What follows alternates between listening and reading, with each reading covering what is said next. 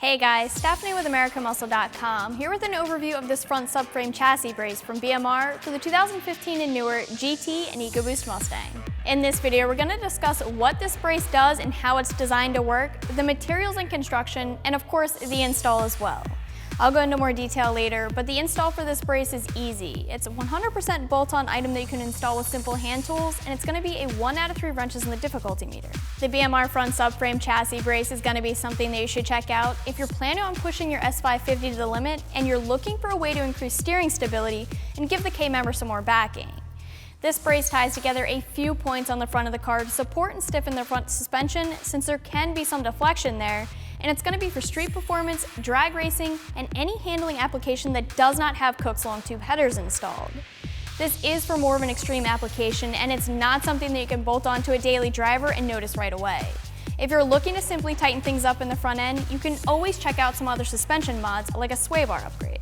The most important thing about this brace is its functionality. It ties in the front lower control mounts to the rear legs of the K-member.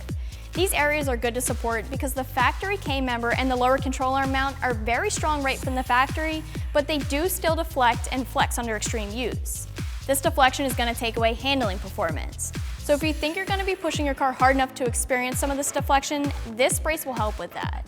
That's why this isn't really a brace that you'll be able to bolt onto a daily driver and cruise around town and notice differences in your handling performance right away. This is more for those heavy-duty applications because the factory components are strong in these areas, with deflection only happening on a hard driving. The design of this brace, by tying in the lower control arm mount and the rear legs of the K-member, reinforces the major areas of the K-member to reduce the deflection that can happen in these cases. Reduced deflection here means a better steering feel and more stability, whether you're taking corners or even under hard braking. And the good news about a brace like this one here is that when you tie in these points on the chassis, you reduce deflection and get better handling results, but you aren't going to increase NVH, or noise, vibration, and harshness. A lot of times when you go to reduce deflection, you end up taking the road of swapping out soft rubber bushings for more firm bushings, or maybe no bushings at all, but those methods add NVH. A brace like this one here avoids adding NVH, but still gets you the results that you want. Now, adding a brace to the K-member like this is going to open up some questions about fitment, and of course, long tube headers are going to be a concern. This brace will work with the stock in very nearly all aftermarket systems, including most long tube headers. It will not work with Cook's long tube headers though, so just keep that in mind. If you happen to have a set of Cook's long tubes, you can check out the Steeda brace instead. This brace is also not going to work on the B6 model. As far as materials, this brace is made from a combination of heavy-duty 2 1/4 inch steel and 1 by 1.5 inch rectangular tubing that's powder coated for corrosion resistance. It also has CNC machine built aluminum spacers for you, and it's gonna come with your install hardware too. Like I said before, this is 100% bolt-on, so it's going to use existing bolt holes. When it comes to price, you can expect to pay a touch below the $150 mark for this brace.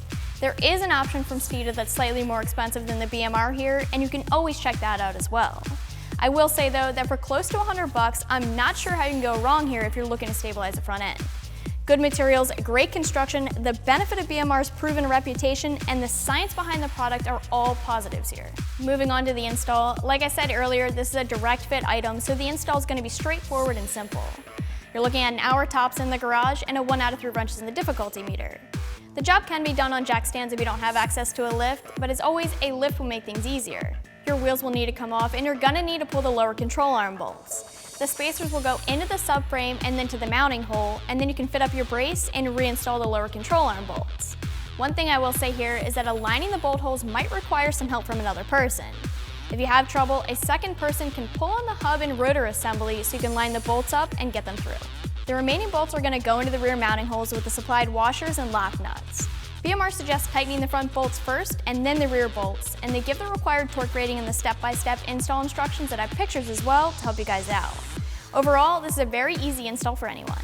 Wrapping things up with the BMR front subframe chassis brace, this is a brace that's going to tie together the rear of the K-member and the lower control arm mounting points to provide some front end stability and less deflection without any added NVH. This is a good mod for any performance vehicle, and it provides more stable handling performance all the way around. As always, I suggest you check it out more online for yourselves right here at AmericanMuscle.com.